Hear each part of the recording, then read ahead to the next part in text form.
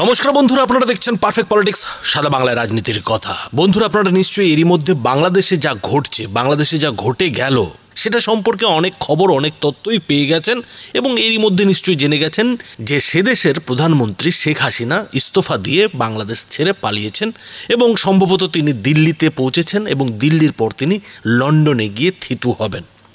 তো এই যে শেখ হাসিনার অবস্থা, অর্থাৎ বাংলাদেশ ছেড়ে পালানো, প্রধানমন্ত্রীর পদ থেকে কার্যত বাধ্য হয়ে ইস্তফা দেওয়া, এর সঙ্গে কি কোথাও পশ্চিমবঙ্গের মিল হতে পারে? বন্ধুরা, ভেবেছিলাম যে বাংলাদেশ সম্পর্কে কোনো কথা বলবো না, বাংলাদেশে যে ঘটনা ঘটছে সে সম্পর্কে কোনো মন্তব্য আমরা করব না, কেননা আমরা মূলত আমাদের চ্যানেলে পশ্চিমবঙ্গের যে রাজনীতি সেই রাজনীতি নিয়েই কথা বলে থাকি, এর বাইরে কিন্তু খুব একটা আমরা বেরোই না। আর সেই কারণেই এতদিন পর্যন্ত কোটা বা সংরক্ষণ নিয়ে বাংলাদেশে যে ছাত্র আন্দোলন হয়েছে সে নিয়ে আমরা একটি ভিডিও বানাইনি। কিন্তু বাংলাদেশে লাগাতার এই আন্দোলন চলতে চলতে আজকে যে পর্যায়ে পৌঁছে গেল, যে উচ্চতায় পৌঁছে গেল, সেই উচ্চতায় পৌঁছানোর পর অনেক ভিউয়ার অনেকেই প্রশ্ন তুলতে শুরু করলেন যে আমরা মানে পারফেক্ট পলিটিক্স এই নিয়ে কি একটি কথাও বলবে না, এই নিয়ে কি কোনো মতামত দেবে না? আর তার থেকেও যেটা বড় প্রশ্ন শুনে অবাক হতে হলো সেটা হচ্ছে যে শেখ হাসিনারও মতো অবস্থা কি কখনো মমতা বন্দ্যোপাধ্যায়ের হতে পারে? এই প্রশ্নটা শোনার পর কোথাও যেন মনে হলো যে না, এইটা নিয়ে একটা পরিষ্কার ধারণা বা পরিষ্কার একটা মতামত দেওয়ার জায়গা আমাদের রয়েছে।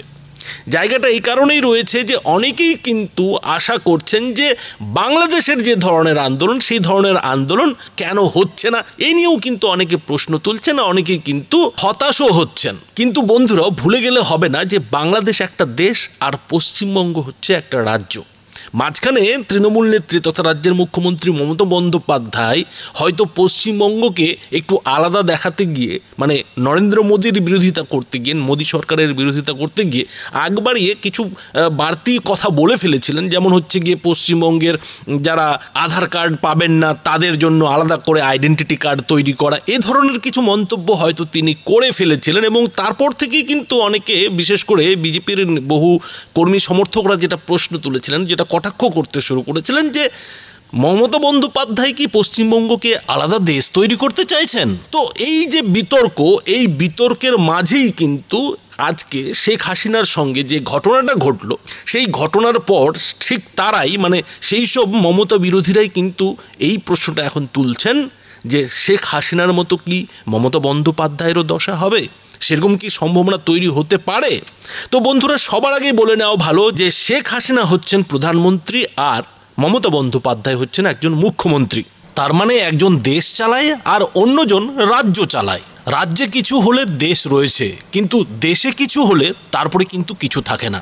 দ্বিতীয় কথা হলো যে শেখ হাসিনার সঙ্গে মমতা বন্দ্যোপাধ্যায়ের তুলনা এই কারণে হতে পারে না যে দুটি জায়গা পাশাপাশি হলেও, দুই দেশের মানুষ প্রায় একই হলেও দুটি কিন্তু সম্পূর্ণ ভিন্ন বিষয়। কেননা বাংলাদেশ আজকে যে দিনটা দেখছে সেটা মূলত সংরক্ষণকে কেন্দ্র করে, সংরক্ষণ বিরোধী আন্দোলনকে কেন্দ্র করে। উল্টো দিকে পশ্চিমবঙ্গে যে আন্দোলন এখন পর্যন্ত কিংবা যে প্রতিবাদ, যে ধর্ণা বিক্ষোভ হচ্ছে সেটা কিন্তু দুর্নীতির বিরুদ্ধে, সেটা কিন্তু কোনো সংরক্ষণের বিরুদ্ধে নয়, দুর্নীতির বিরুদ্ধে এবং যোগ্য অযোগ্যের প্রশ্নে। ফলে দুটি কিন্তু সম্পূর্ণ অন্য বিষয়। তৃতীয় যে কথাটা হলো যে শেখ হাসিনা ইদানিং আন্তর্জাতিক ক্ষেত্রে যে ধরনের পদক্ষেপ নিচ্ছিলেন সেই পদক্ষেপগুলো কিন্তু কোথাও যেন বিশ্বের বড় বড় দাদারা বাংলাদেশের শেখ হাসিনা সরকারের উপর বিশ্বাস করতে পারছিল না।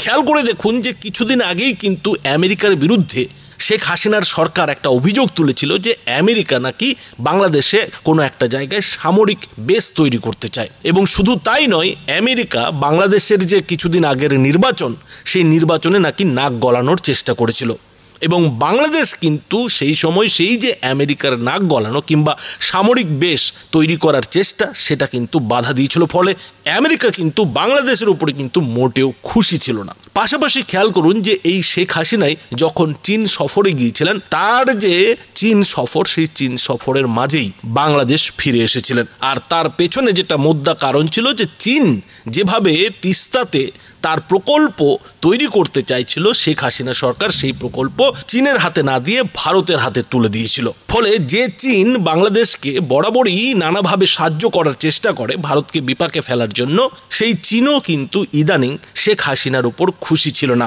কিন্তু মমতা বন্দ্যোপাধ্যায়ের ক্ষেত্রে এ ধরনের কোনো সমস্যা কিংবা এ ধরনের কোনো আন্তর্জাতিক বড় দাদাদের অখুশি করার কোনো ব্যাপার নেই।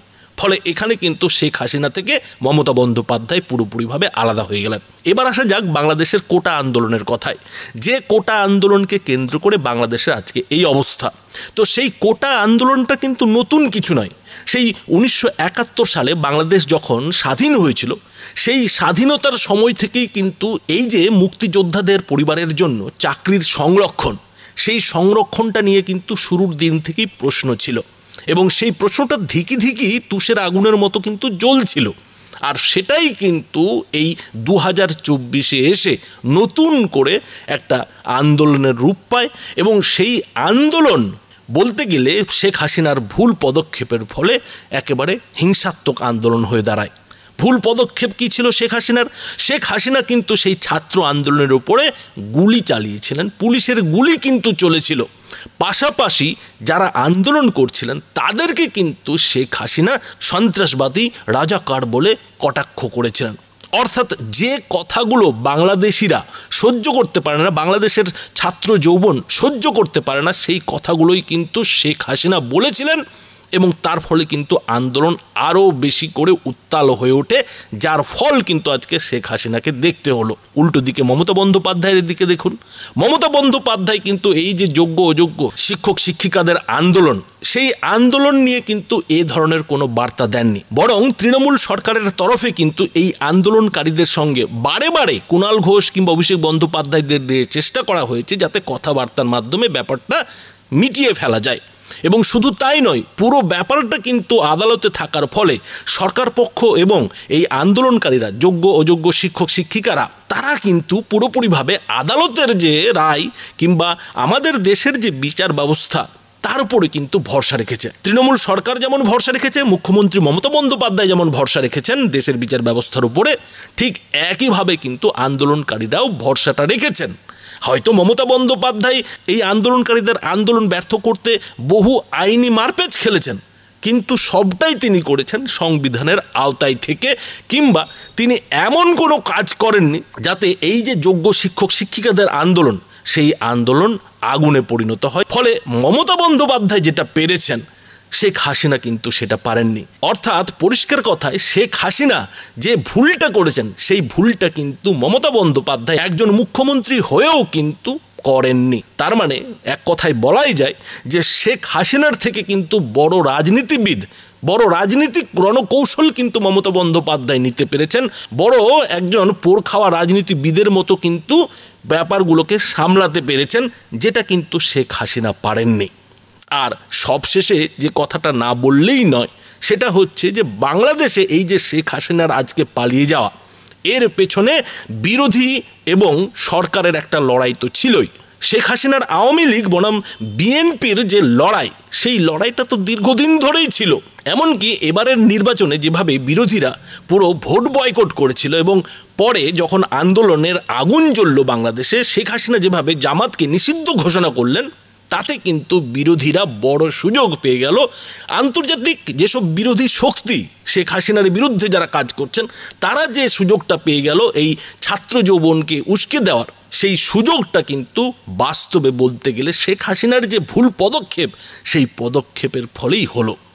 উল্টো দিকে মমতা বন্দ্যোপাধ্যায়ের বিরোধী মানে বিজেপি কিংবা সিপিএম যারা রয়েছেন, তাদের হাতে কিন্তু এ ধরনের কোনো হাতিয়ার নেই, কিংবা বিজেপির সঙ্গে মমতা বন্দ্যোপাধ্যায়ের যে গণতান্ত্রিক লড়াই, সেই লড়াইটা কিন্তু কোনো ব্যক্তিগত লড়াই নয়। পশ্চিমবঙ্গের যে লড়াইটা বিরোধীদের সঙ্গে মমতা বন্দ্যোপাধ্যায় করছেন, সবটাই কিন্তু মতাদর্শের লড়াই।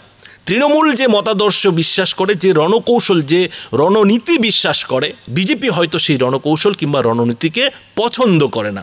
মমতা বন্দ্যোপাধ্যায় যে ধরনের সরকার পশ্চিমবঙ্গে চালাচ্ছেন, সেই ধরনের সরকার চালনা হয়তো বিজেপি কিংবা সিপিএম পছন্দ করে না। ফলে পশ্চিমবঙ্গে বিজেপি হোক কিংবা তৃণমূল কিংবা সিপিএম সবাইকেই কিন্তু দেশের সংবিধানকে মেনে চলতে হয়, সংবিধানের মধ্যে থেকে কিন্তু কাজ করতে হয়, যেটা বাংলাদেশ কিংবা পাকিস্তানের মতো দেশে কিন্তু খুব কম ক্ষেত্রেই দেখা যায়।